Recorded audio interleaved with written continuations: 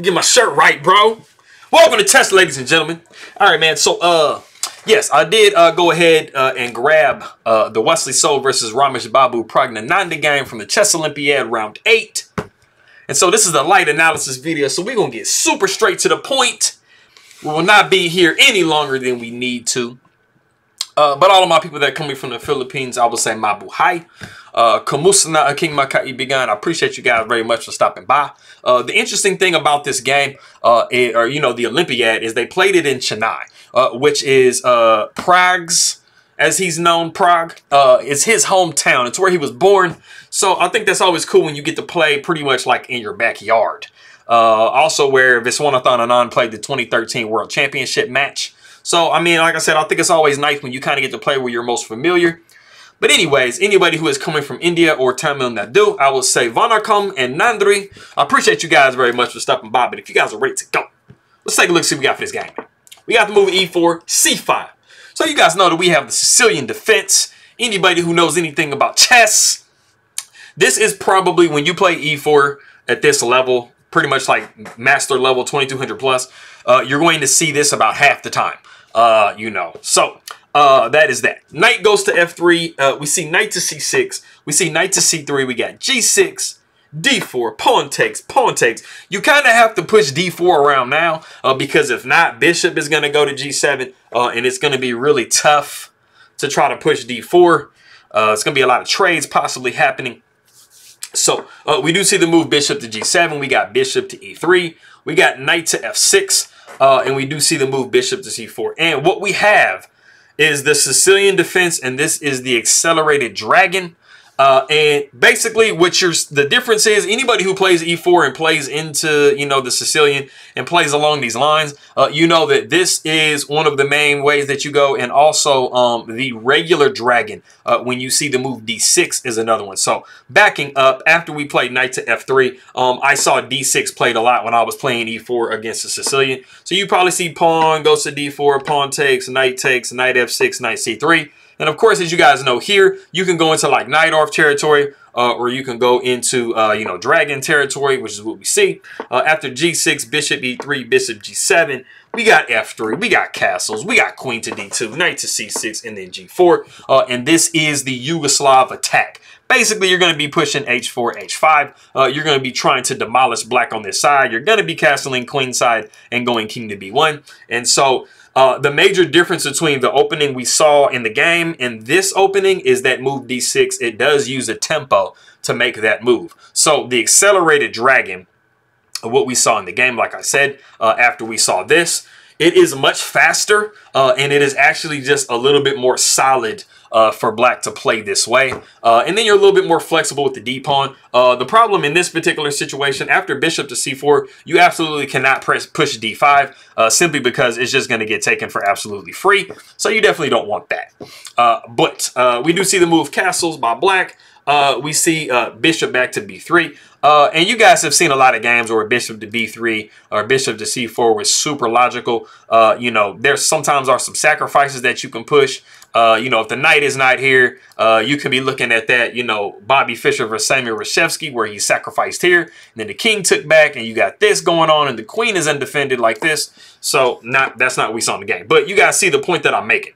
The rook tags, you got the queen. Yes. So anyways, you got a lot of tactics going on. But what we do see in this position is D6, but it is the accelerated dragon simply because of the way that our move order was when we opened the game.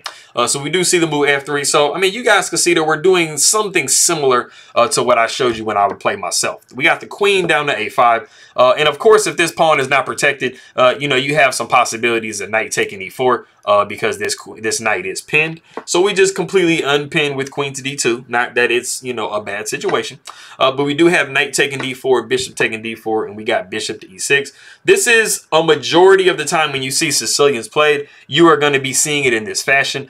This is a very logical move to make. Like I said, this bishop is just really, really strong on this diagonal.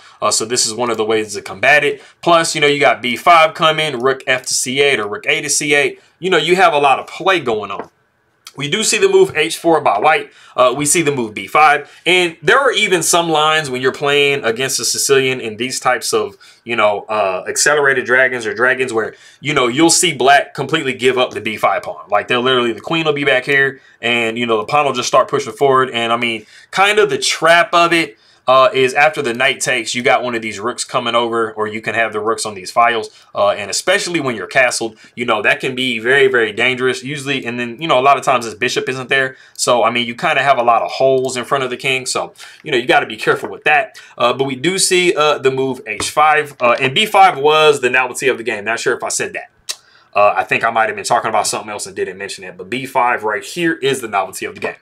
We do see the move h5 and we're hoping, you know, for black to take here with the knight, and then we can trade off these bishops, and the knight can take or the king can take. You know, right now in these types of positions, the absolute best possible piece for black is this dark square bishop. If you don't have this dark square bishop, you're literally like completely dead on all these dark squares, and the queen is way over here, so it's not really helping defend. So, you know, you really, if you're playing the dragon or you're playing like Pirts or Moderns type stuff, you really kind of want to hold on to this bishop because it's kind of holding your position together. So we do see bishop taking b3. Of course, the rook is undefended on a1, so we can't take back with the a-pawn. So we're looking at pawn takes b3 from c-pawn. We do see e5, bishop goes back to e3, and we see the move b4. So, I mean, black is kind of pushing white back just a little bit, but you're still a-okay. Knight goes to d5. You see knight taking d5, pawn taking d5. And, you know, one of the major weaknesses for playing the Sicilian usually as black that you have to be paying attention to is this d6 pawn here. Because if you're in certain situations where you can gang up on this pawn, especially with like a knight to b5 or something like that, I mean, you know, this is a very real weakness because when you play e4, this type of a structure is very locked. And so, I mean, sometimes d6 just drops. So you got to be kind of careful. But we did not see that.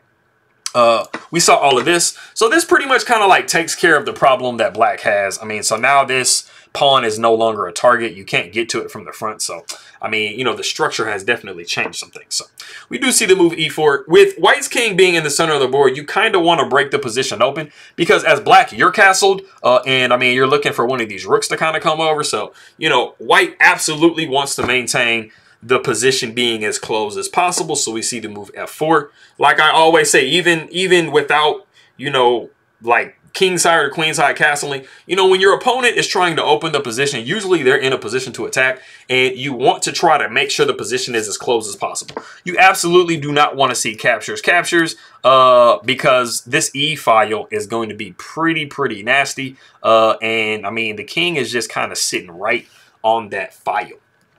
So, like I said, we see f4.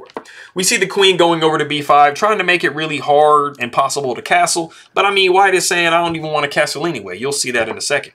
We see the move f5 because at the same time, like I said, you know, white is trying to kind of open the position open. But it makes a lot more sense in this particular situation when you're trying to open the position if your king is in safety. And as you can see, with the king being stuck on the e file, pretty much in the center of the board, I mean, you're kind of giving black a little bit too much by trying to rip everything open. And the king is actually very safe because of this bishop. So you can imagine if you take this bishop away, like you're living like a really unhappy existence as black. So we do see a rook a to c8. Just trying to take over that file, get some penetration rolling. We do see rook over to f1. We see bishop to e5. So we're getting the bishop out of that general area, but we're still making sure we maintain it to make sure that we do have the protection that our king needs. We see the move king up to f2. Like I said, I mean, you weren't probably going to be castling anywhere, so you kind of need to go do something to get your king in safety, right? So we have actually reached the point in the game that if you do want to pause the video, there is a very top #1 move that black can play in this position. Go ahead and try to see if you can guess that.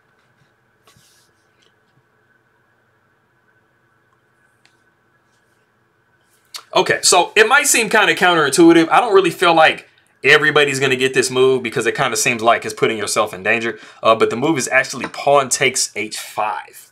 And it might look kind of strange. You're like, why am I doubling my pawns? And then like I'm opening my king up. But you have to kind of think about what you're getting. Now, at the end of the day, white's king is not absolutely safe. So, of course, if you're doing this and white king is tucked away in a corner somewhere, and I mean, you're really subject to attack. But the most important thing in this position, if you do start to attack as white, black has a very, very nice move, and it comes in the form of a check. So if you notice that after bishop goes to h6, man, it's hitting my rook. My king is kind of iffy because, I mean, we're looking at possibly queen to g5s. But if you calculated just a little bit more, you would see that black actually has queen to c5 with check. And, I mean, where does your king go? You don't really have a whole lot of real estate to go to. You definitely don't have any of these squares, so you pretty much have these two squares to go to. One is much better than the other, and that move is king to e2. You would probably see e3 because, like I said, the king is stuck in the center of the board. You do want to give up a pawn in the center of the board to open things up because the king will just be a lot less safe. So then that disconnects the bishop and the queen. It doesn't allow the queen to come to this square. So bishop would probably come back to e3. You see queen to c2, pinning the queen to the king. So not allowing it any movability. You would see probably rook a to c1. Queen would come up to e4. And like I said, I mean, one of these rooks is probably swinging over. You also have the ability to go king to h8 and rook to g8 and just add a lot of pressure to this point. And I mean, it's looking really, really nice for black. But we did not see that in the game. But if you guessed that, you would be super gangster. We did see the move queen to d2, which is actually a very logical move as well. You're just trying to trade off pieces and, you know, get everything rolling. The queen takes on d3, pawn takes d3, and then you do see the rook a to d1. And one of the most crucial moves in the position is rook to c2 at check. This rook is now penetrating on that file. And it is supported by this pawn. So if you move a rook up here like this, I mean, you're just going to be sitting tight as black. And I mean, you also have the ability to take this pawn over here. So we do see the king coming up to f3, the rook taking b2. And you can see that, I mean, black is kind of trying to, like, you know, clear some pawns out the way, right? So you absolutely have to contest that with rook to f2. You would be looking, so we see rook taking f2 at check, bishop taking f2, pawn taking f5, bishop taking a7, and we do know that rook to a8 is coming. To take that pawn, you kind of had to put your bishop in the danger zone. So after the bishop does come back to e3, we see rook taking a2, and we have just managed to get both of our rooks on that 7th rank. So we do see the rook taking d3, and then a very kind of questionable position that we have right now. Rameshbabu Praggnanandhaa has a very, very strong, like, massive rook on the 2nd rank. So you really kind of want to keep it there. You don't want to get into a passive position because he definitely has some winning chances in this position. But he plays the move rook to a8. And, I mean, that kind of puts you in a little bit of a passive situation. And you're kind of thinking, like, why move the rook if you have it on such a great, you know, rank? I'm not really sure. But I mean, coming down to rook to b2, maybe going, you know, king to g7. So after rook takes d3, you could have seen something like king to g7, bishop down, and then f6. And you don't have any back rank issues with the king. And this bishop is literally never going anywhere forever. So this was actually a definitely really good way to go about it. But we did see rook back to a8, and that kind of evens things up a little bit. We see the bishop back to d2. We see rook to b8. We see the king down to e2. Rook goes to b5. We see rook to f3. Rook takes d5, and then we see bishop taking b4. And it is in this position that the players agree to a draw. And it's basically because it doesn't really too much matter what you do for either side. I mean, there's not really a way to force a win either way. Just to give you guys a sample variation of what that could look like. Let's say, for example, you just say, hey, man, I want to go ahead and push the pawn down. And, you know, just kind of try to lock things up. You could possibly see rook to d3, and I mean, avoiding the trade going to b5, but after the bishop takes on d6, bishop takes d6, rook takes d6, goes to f3 with check, king taking, rook taking b3 with check, the king going up to f4, the king going down to g7, and then we see the move g3. You see that you have pawns on one side of the board, you have a rook each. There's not a way to really force anything for either side, and this is the simplest variation I could really kind of find that was going to illustrate everything without going way too long, because I'm trying to make sure that it's nice and tight. But you guys can see right here that, I mean, this is dead even. This is just one of the options, but I mean, there were many, many options. So both of them are like, man, I've seen this type of endgame before. I know what's cracking. Let's go ahead and just, you know, call it a day and not play it out. So it was very logical to do. This is probably a type of game that Magnus Carlsen would literally just keep playing until he wins because he does that all the time. But that is that game. I appreciate you guys very much. Maraming salamat aking mga kaibigan. Nandri for anybody coming from Chennai or Tamil Nadu area or southern India. And I'll see you guys next time.